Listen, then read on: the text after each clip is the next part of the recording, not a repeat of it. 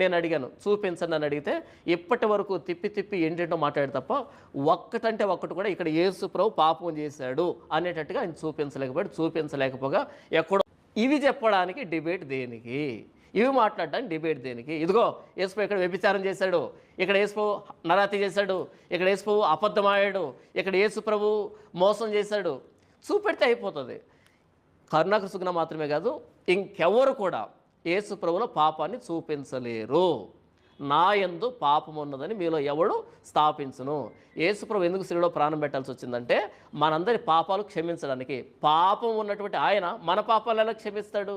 కాబట్టి ప్రభు అయిన యేసుక్రీస్తుని అంగీకరిస్తే మనకు పాప క్షమాపణ ఉంది. కానీ ఆయనకే పాపాన్ని అంటగడితే యేసు ప్రభు అంటాడు కదా, మీరు సర్వలోకానికి వెళ్ళి సర్వ సృష్టికి వెళ్ళి సువార్త ప్రకటించండి, నమ్మి బాప్తిసం పొందిన రక్షింపబడతాడు, నమ్మని వారికి శిక్ష విధించబడుతుంది అని చెప్పాడు ఆయన. కాబట్టి ఇప్పటికైనా కరుణాకర సుగుణ తన పాపాలు ప్రభు అయిన యేసుక్రీస్తు పాదముల చెంత ఒప్పుకుంటే పాపాలు క్షమించబడతాయి తప్ప ఆ పాపాలు క్షమిస్తాన యేసు ప్రభుకే పాపాన్ని అంటగడితే కరుణాకర సుగుణకి బైబిల్ ప్రకారంగా నిత్య నాశనం ఉంది, నరకం ఉందని బైబిల్ చాలా స్పష్టంగా చెబుతూ ఉంది.